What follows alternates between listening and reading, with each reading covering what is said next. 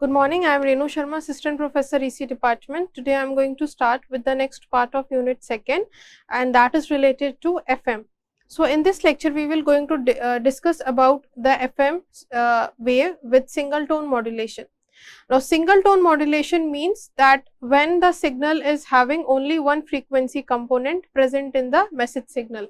So, this is the equation for FM wave with single tone. So, we have to consider a carrier signal.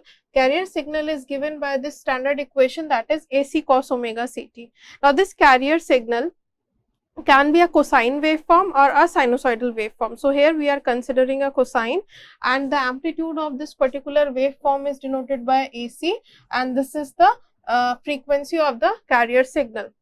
Now, the carrier frequency is given by this equation, that is omega c is equals to 2 pi fc.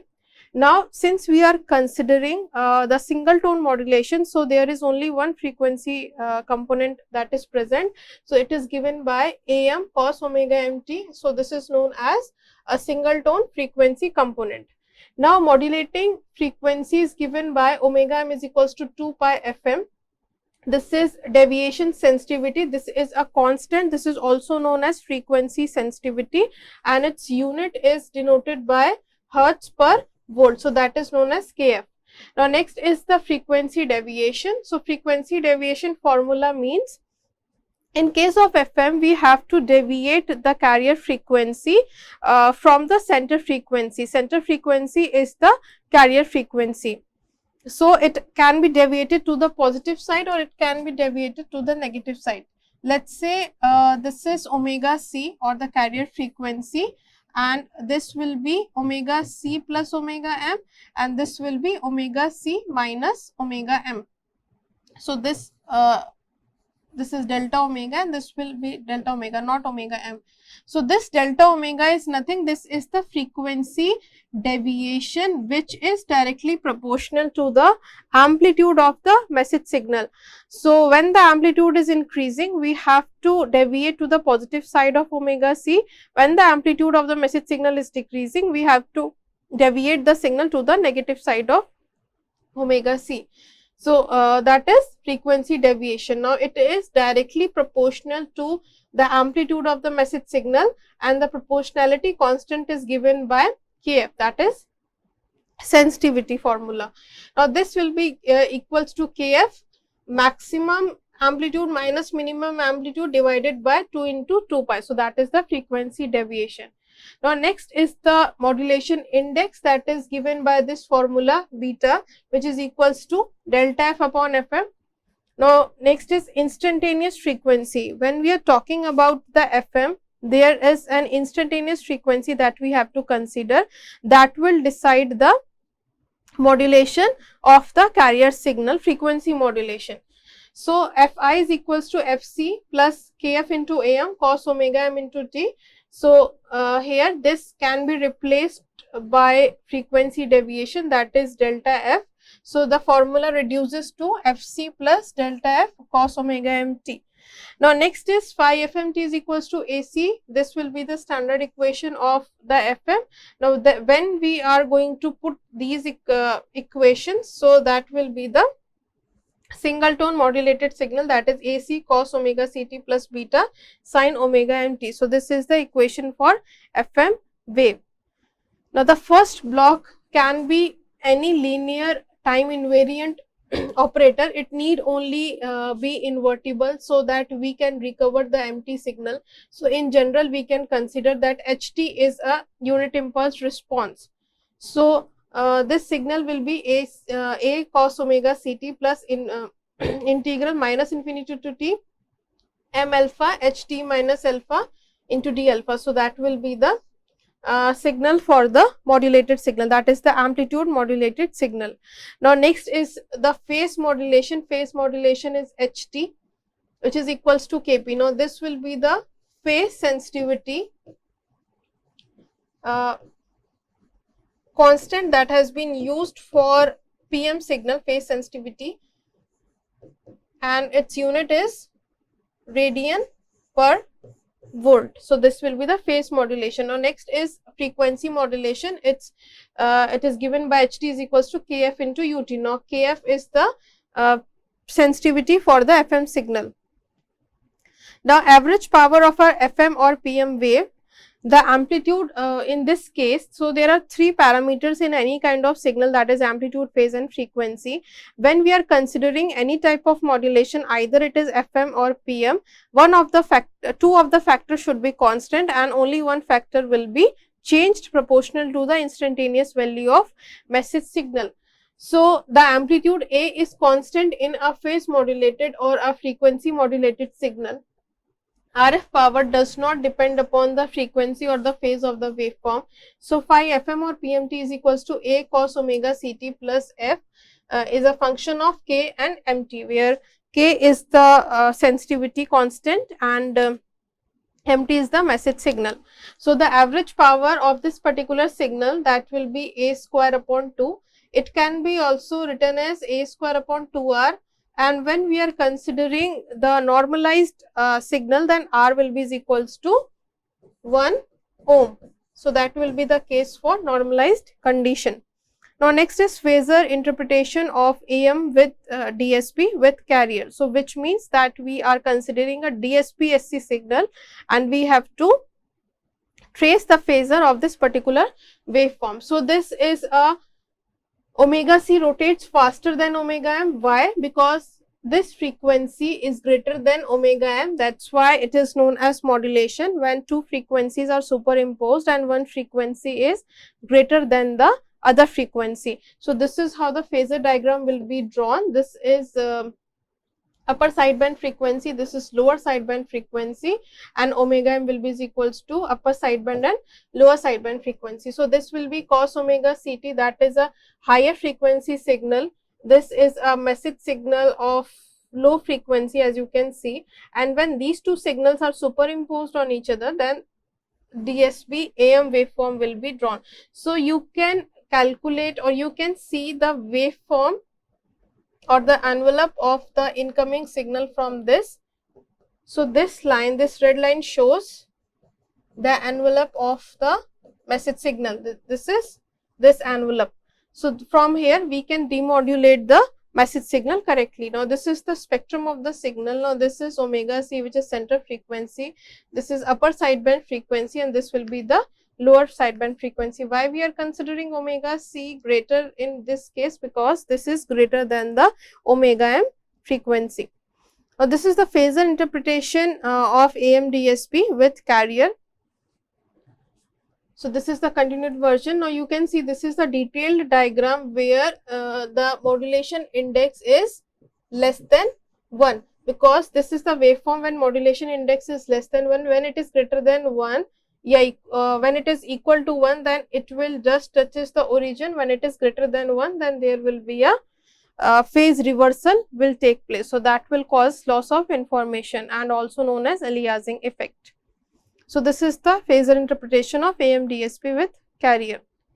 Now next we will see some numericals. So first numerical is to sketch an FM and PM waveform for the modulation signal MT.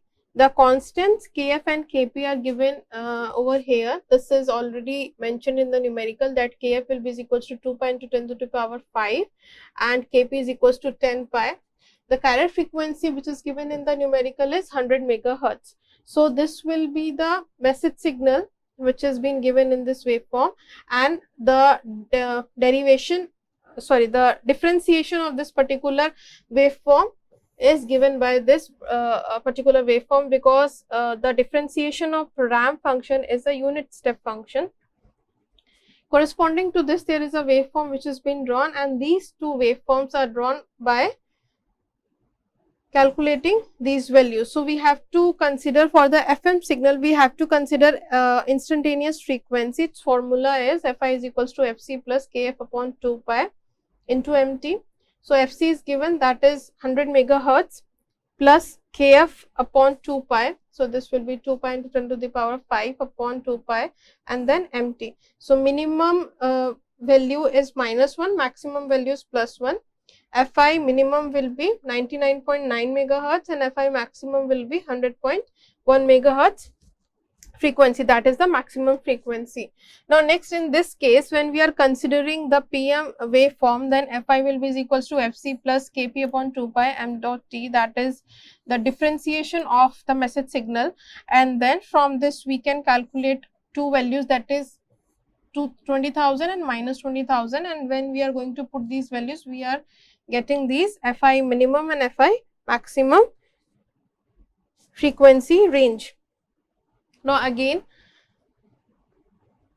we have to sketch the FM waveform. So since MT switches from +1 to -1 and vice versa from -1 to +1, the FM waves frequency switches between 99.9 megahertz to 100.1 megahertz. So this is called the frequency shift keying and is a digital format. So this is a kind of digital representation of the signal.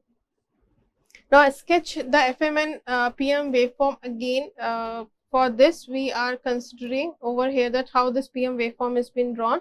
Now when we are going to differentiate the unit step function, then we are getting this impulse function. Now impulses are shown over here for the positive peak, negative, positive, negative 100 megahertz of frequency.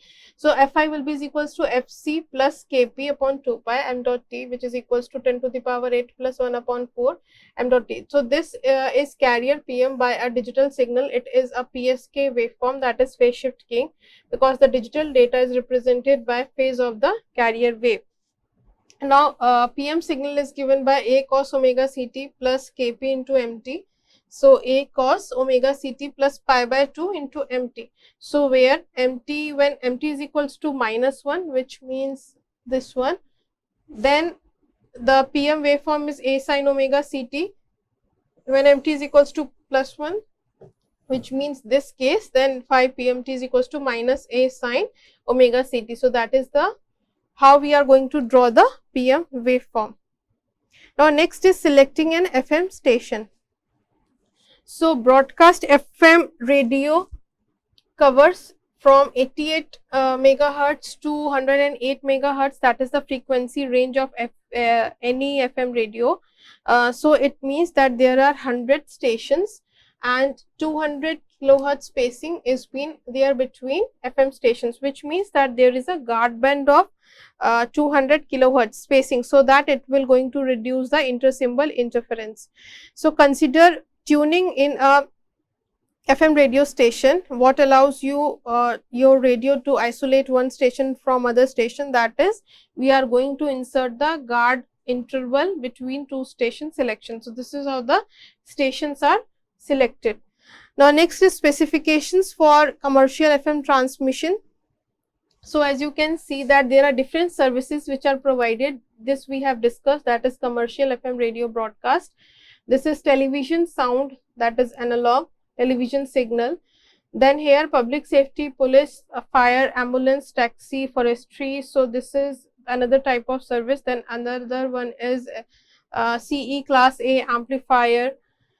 Frequency band for these particular cases are written over here. Then channel bandwidth means spacing between the two channels. Maximum deviation, that is delta F, frequency deviation, maximum deviation that will be allowed. Then highest audio signal that can be heard, which is written over here. So these are the specifications of commercial FM transmission. Now next is phasor construction of an FM signal. You can see that we are constrained by constant amplitude for both the FM and PM signals. This is known as NBFM. Now NBFM is known as narrowband FM signal when MF is less than 0.3. So that will be NBFM. When MF is greater than 0.3, greater than or equals to, then that will be known as WBFM, that is wideband FM, and this will be a narrowband FM case. So this is how we have to draw the phasor of this particular FM signal. Now next is how we are going to generate these FM signals using a voltage controlled oscillator. So this is a circuit diagram which is showing that how this direct generation of FM signal is being done using the varactors diode. So here two varactor diode are connected. This is from here we are going to apply the message signal. This is a combination of combination of capacitor and inductance which is making this LC tank circuit, and this is a variable capacitance which will going to tune this particular inductance, and that is being affected by this FET which is been combined which is been connected over here, and here we are having this NBFM signal. So the oscillating frequency formula which is given is omega oscillation is equals to 1 upon under root LC, or we can say that the oscillating frequency is given by 1 upon 2 pi under root LC. So that is a generalized form of the oscillation frequency. Now next is indirect generation of an FM signal using multiplication. So in this method, a narrowband frequency modulated signal is first generated, and then a frequency multiplier is used to increase the modulation index. The concept is been shown over here, like this will be the input signal MT, it is been applied to this narrowband FM signal. Then output of this will be a narrowband signal, it is applied to a frequency multiplier, that is just a multiplication of the input signal with the carrier frequency. Then here WBFM will be generated. So what this frequency multiplier is doing, either we can use a single frequency multiplier or we can use cascade version of two frequency multipliers, where its multiplication factor can be 3, can be 2, but it can be frequency doubler, it can be frequency tripler also. So just we have to multiply the incoming signal with these, and then it will going to increase the value of beta. Also other factors will be affected. Beta is the modulation index. When it is increased, then we can say that this will be the WBFM signal. So that is the main concept of indirect generation. Now the method what we use for indirect method generation is Armstrong indirect method. This is an example, this is a standard example. Like the input to this whole system is given as an NBFM. NBFM generation will be there, then it is applied to, you can see that two frequency multipliers are there, like first N1 is given as 64, N2 is given as 48. Then this will be multiplied by using this multiplier, where a local oscillator frequency, that is the carrier frequency, is applied to this. It will be multiplied, then it is passed through a band pass filter. Now the output of this band pass filter is given to a frequency multiplier whose multiplying factor is 48. Then it is applied to a power amplifier, where we are getting a WBFM signal whose carrier frequency is this one, and the frequency deviation is given by this. So these are numbers are related to an FM broadcast radio station. So this is a very standard example of the FM radio broadcasting system. Now next is generation of NBFM, how we are going to generate the NBFM signal. So phi FMT is equals to A cos omega CT plus, this is a standard equation for the NBFM. Here beta is far less than 1, or we can consider 0.3 also. So we have to implement this equation using the block diagram. So you can see that we are going to integrate the input message signal, so MT will be integrated. So here we are getting this integral of MT into DT. It is multiplied by this multiplier, where it will be multiplied by A sin omega CT. Then this will be the proportionality constant, which is given as KF, or then it is applied to the summation, and here we are getting the NBFM signal, that is narrowband FM signal. Now next is generation of PM, that is narrowband PM. We have to implement this equation using a block diagram. The equation of this will be phi PM T is equals to A cos omega CT plus KP into MT. So MT is the input signal, it is applied to this KP, then this will be some added together, and we are having this NBPM signal. Now, after seeing the different types of generation block diagrams, we will see the advantages of FM. The first advantage of FM is the resilient to noise. The main advantage of the frequency modulation is a reduction in noise. Then next is resilient to signal strength variation. In the same way that the amplitude noise can be removed, so too can the signal variations also. Next is it does not require the linear amplifiers in the transmitter. Another one is enables the greater efficiency. So, the use of non-linear amplifiers means that the transmitter efficiency levels can be higher. So, this results from linear amplifier being inherently inefficient. So, these are the two disadvantages of FM. First one is it requires more complicated demodulator, and next one is sidebands extend to infinity either side. So, this is the case when in case of WBFM, when beta is far greater than 0.3, then its sidebands are not restricted to 2, it will be extended to infinity. From minus infinity to infinity, the signal will be defined and there will be infinite number of sidebands present in the signal. So, that will going to indirectly going to increase the bandwidth requirement for the transmission of the WBFM, and also to work with infinite number of sidebands, it is not easy in any way. So, that is the biggest disadvantage of FM signal. So, today we have discussed about FM, all about FM. Thank you.